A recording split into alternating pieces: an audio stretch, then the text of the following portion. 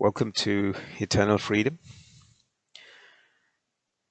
So, once it so happened that a learned man had been traveling around the world and he visited a kingdom in the Middle East.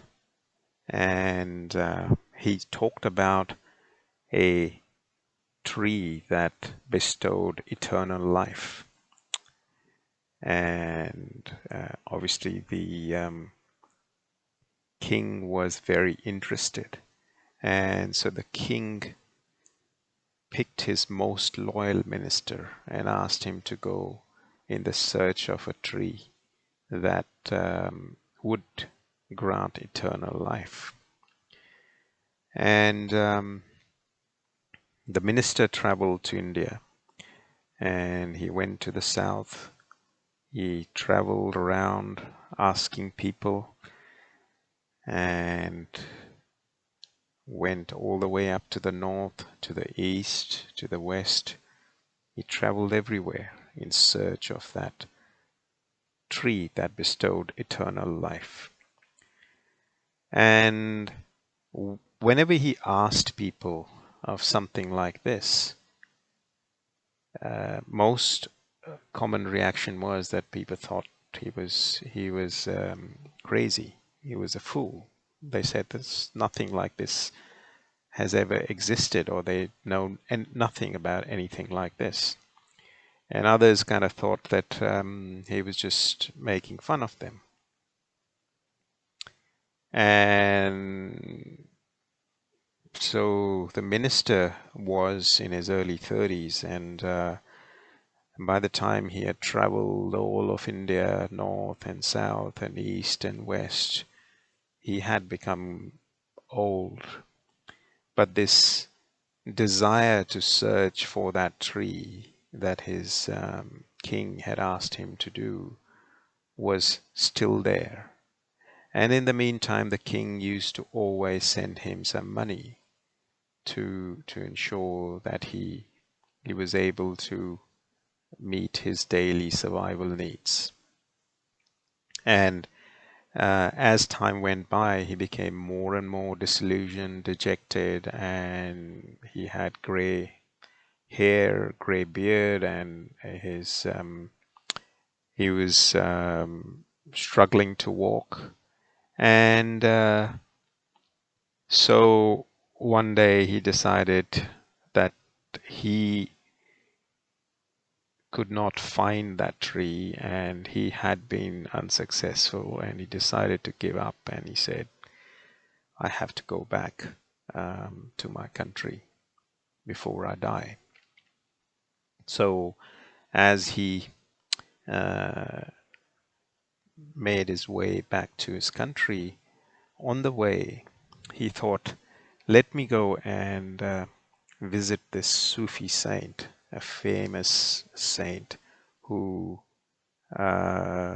might give me some relief from all the travels I've done and the dejection I have faced. And so he went to the Sufi saint, and he bowed in front of him, and he said that he had spent his entire life looking for something that he could not find, and he was really unhappy and guilty, and he was returning to his home. So the saint said, what are you searching for, my good man? And he said, years ago my king sent me in search of a tree that produces a fruit that gives eternal life. And I've wasted my entire life searching for it, and I have not found it. All I found was sarcasm and pity, and people called me crazy, said the minister. So the Sufi saint was actually a very wise saint, and he said, my wise man, this tree you seek of is the tree of knowledge. which grows within the human heart.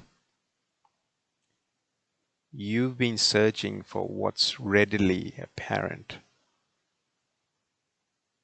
And in the process, you've given up on the real meaning of life.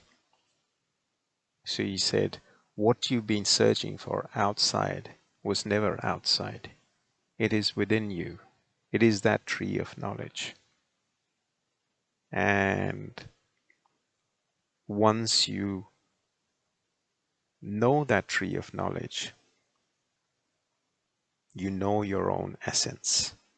And once you know your essence, you are then free from the cycle of birth and death. And but only once you realize that is then you will have eternal life. So the minister understood that and profusely thanked the saint and excitedly went back to his kingdom. But the moral of the story is that all of us are searching for that eternal life. In some cases, eternal happiness. Well, most people probably not searching for eternal life, but most people are searching for happiness. And what this story illustrates also is that everything we do as human beings is always in this search of that elusive happiness. When I go to that exotic holiday, or I go and have this exotic food, or I go for this exotic experience, or to this buy this beautiful car, beautiful house.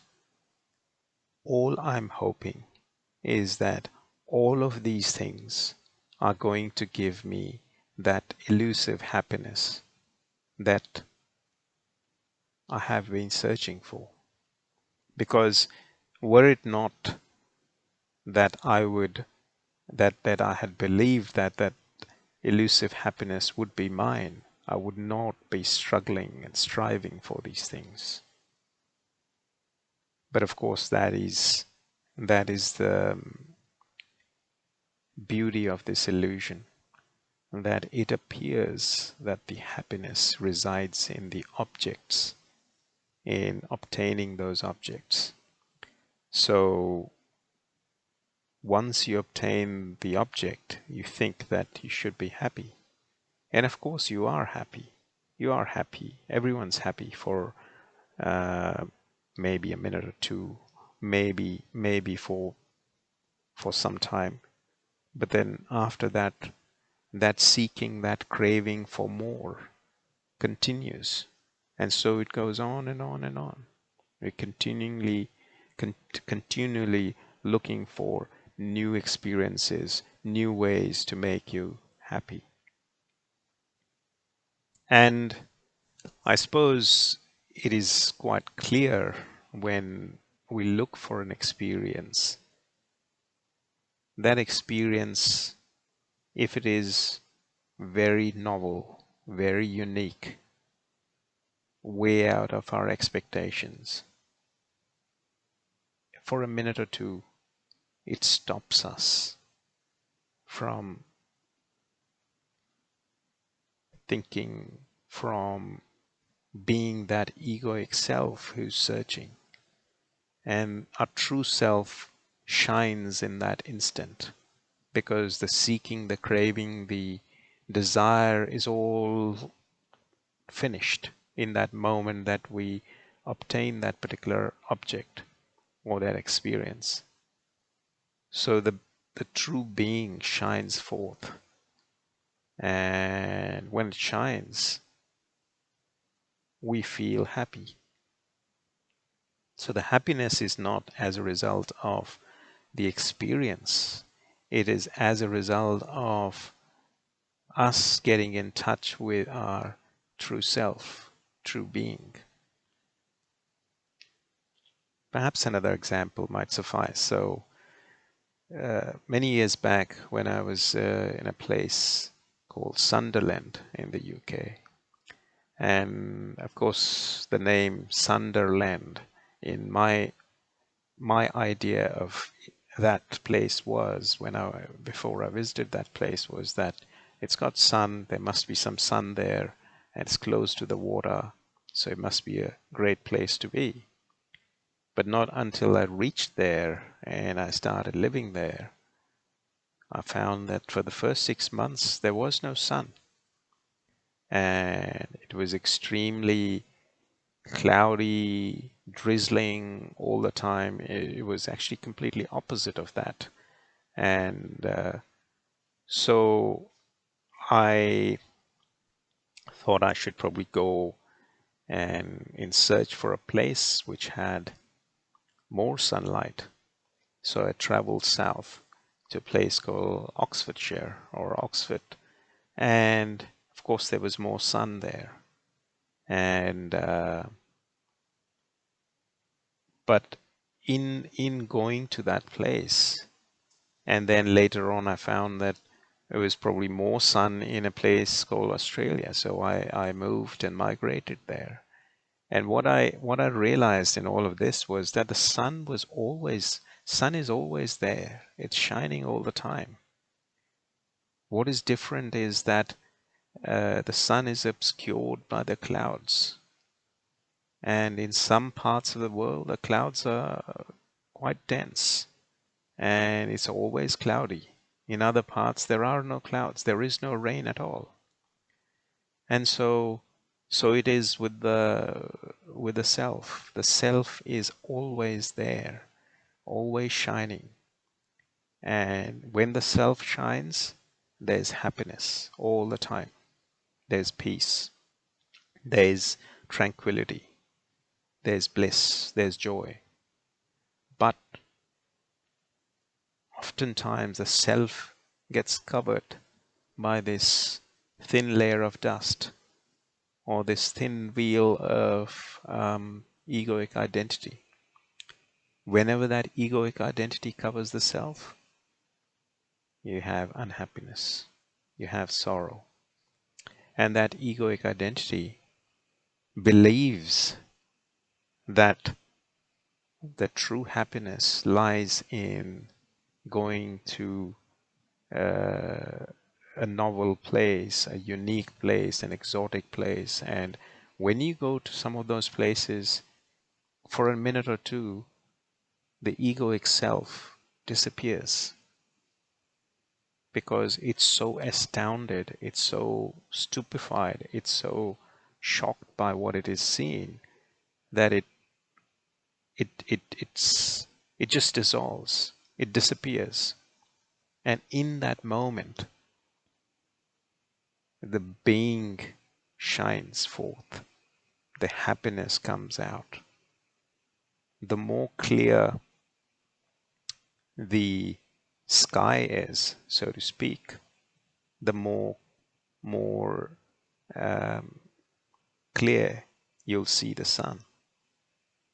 Similarly, more clear your egoic self is, or the more transparent the egoic self has become to the point that it almost disappears, the more happy you'll be, the more you'll be in that state of being and peace. So interestingly, what is making people happy, what makes people happy, is not the experience that they're all running after. It is not the different objects that make them happy. It is the being that shines when the egoic self disappears.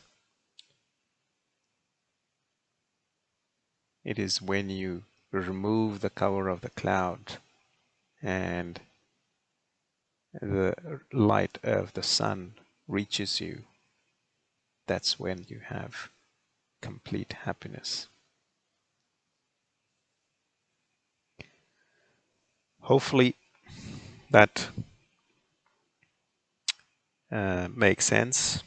If you have any questions, as always, please feel free to reach out to me. Thank you.